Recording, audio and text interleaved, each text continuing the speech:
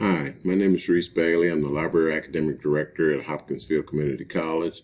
And today I'm going to demonstrate and explain for our history students how to search some of our databases that support our history academic programs.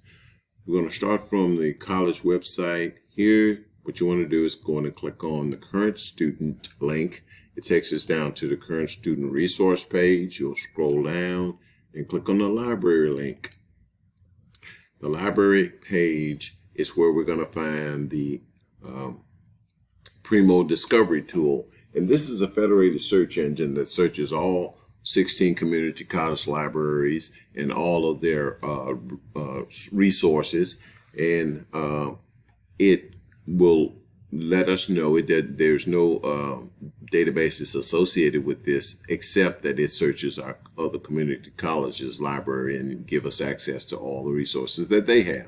So here, I want you to just insert a search term or phrase. I'm going to use this one, top 100 careers. Go in and click on the go to do the search. This search engine will take us then to the results page. You see I have 84,021 results, and it is defaulted to put our Hopkinsville Community College resources at the top of this result, but it did search all 16 community colleges. Now we need to do some refining because it is giving us articles, books, audiovisual resources all mixed together in one list. And as you are community college students, you may not need a book and you may not need the audiovisual resources. You're probably just going to need an article because your assignment is likely to be to require you to write a 6 to 10 page research paper, and not so you don't have to do all those. To further refine our search and to get rid of the books and other resources, we want to select that article I was talking about. This results list is sorted by relevance, and so these are the many filters that you have available here. I just want you to go down to the resource type filter, click on that. There's a drop-down menu that occurs, and we're going to go down and locate the article link. And once I click on the articles, the results are refined, and now we only have articles, and still Hopkinsville's resources are at the top. It doesn't say Hopkinsville in this particular article citation here.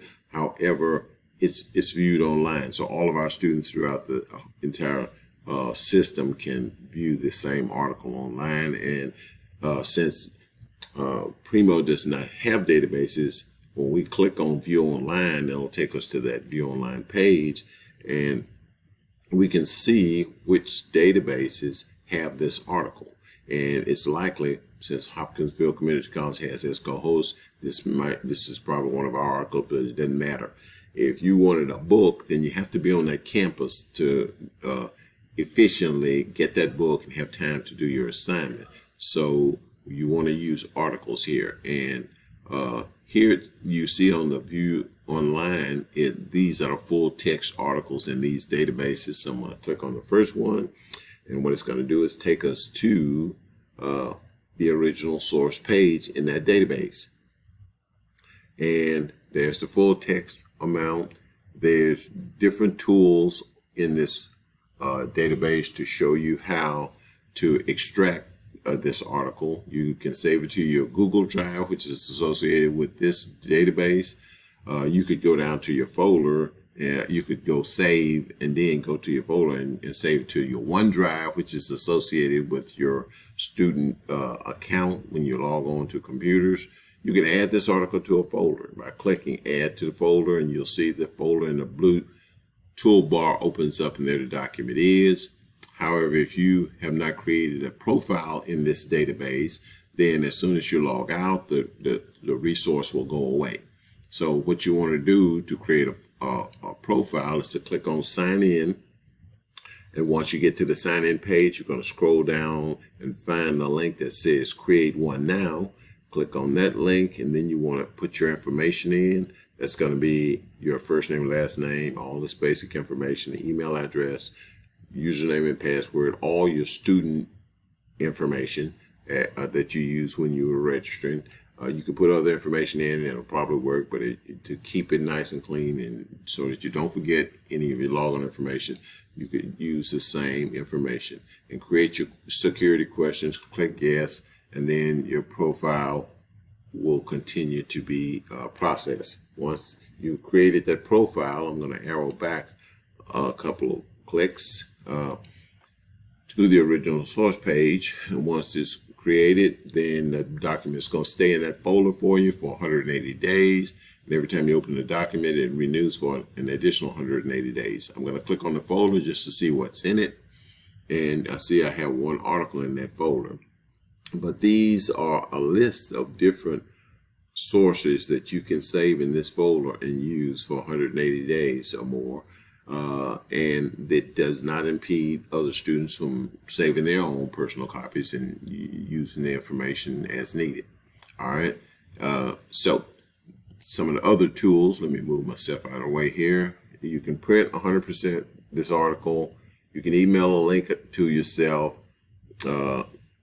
So when you click on the email, then the dialog box opens up. You put your email address in, a topic or a subject of the article, or your course number. Make comments there. You could choose the format you want it in. You can even go over and select a citation format, and it'll send you the citation for this document. And most of our history students use APA. So, and then when you send it, it'll end up in your inbox, and anytime you want this document, day or night, you want to open up the document, take a look at it, you can do that, and it's available to you.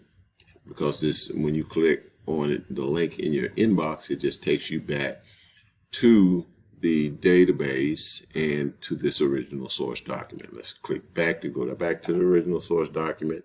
I'm going to go on and go back one more time just to close the folder, and we're back on the original source document. And the other thing that you want to do is create a citation or bibliographic page to start to develop your works cited page. So you want to click on that cite button. There's a slide bar here, and you want to locate the citation style you're going to be using. And all that information is not there, but I'm going to copy what they're giving me for right now. Go on and right click, copy that citation information. That document you should have opened up, that citation document.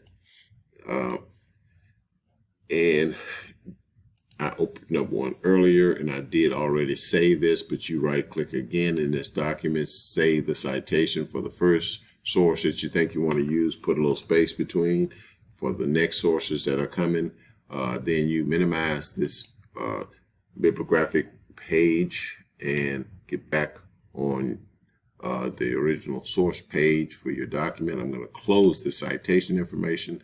There's other things you can do here, including creating a note and saving that in your folder, so that when you open your folder and you click on this article, you'll see a note with it that will help you when you proceed, because you're not going to be able to do a good job of scholarly academic research in one setting. You have to do edits and do read it several times and those sorts of things.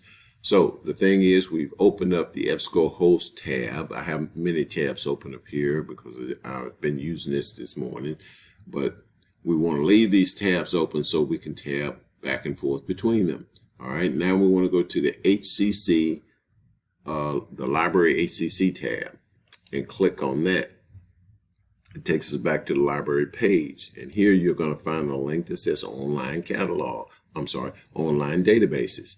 Click on that link, and it opens up the Muse proxy application page, which is our online database page. Here you see prominently displayed all categories. These are the links to the individual database links. And each of the letters on each of these hyperlink tabs is the first letter in the name of the databases. The next database we're going to look at is EBSCOhost. So we want to go to the E7 link, and that 7, that number means the number of databases you're going to find once you click on this link. Now, in this case, EBSCOhost has broken out a direct link for different sections of the database. The general database is the EBSCOhost, the number 2 database here, but it contains all these other databases and many, many additional databases. These are all the databases that are owned by EBSCOhost, and then in EBSCO's database, there's many other databases that other database companies pay to have posted there, because EBSCOhost is the world leader in database search engines and information. So what we want to do is click on the number 2 EBSCOhost general database, and it takes us to a sub-database page. And here's what I was showing you. You can select all, but you want to take a look at the title and the description of each database so that you continually refine your search, so that at the end of the process you will have only the most relevant sources in correlation with your search term or phrase. The Academic Search Complete database is a database that cuts across all disciplines. So I want to select that database. That's going to have some history and some everything else in it. And one other database here that I want to use. Now, if you select any, you should select all of these databases. You're going to get millions and millions of different results, but they won't be the most relevant because they will correlate with these other sources like business or ag or something like that. But I wanted to go down and find the ebook EBSCO collection link, and I want to select that database as well. And here it is. That is where we have 39,000 ebooks that we pay EBSCOhost to make available for our students, staff, and faculty. Once I've selected the databases that correlate with the search term I'm going to be putting in, then I'm going to click search. And here I'm going to put in world history.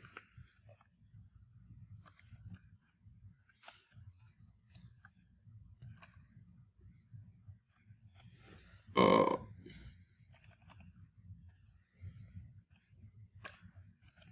1865. And what I'm going to do, since I'm going to use the same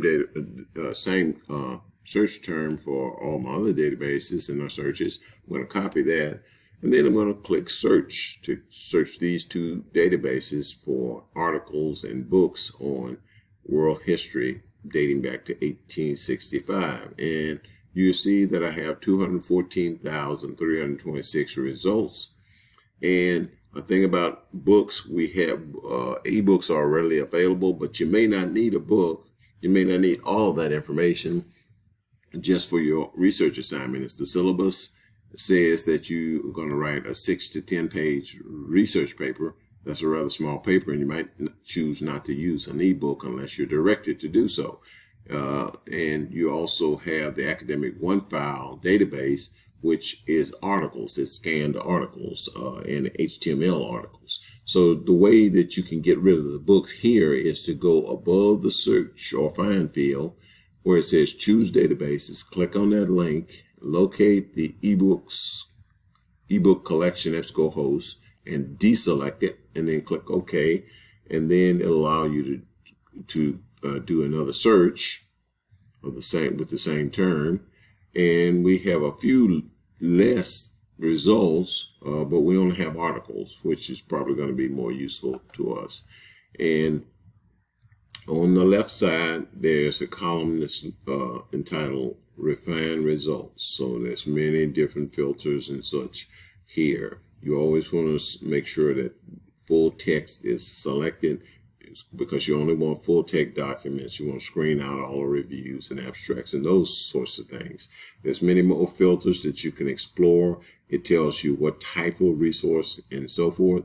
There's a publication date bar if you see if there's a situation where you're directed to make sure that your information is not more than 10 years or whatever old, if you want to avoid dated information. And then On the other side, this is the results, and on the other side of each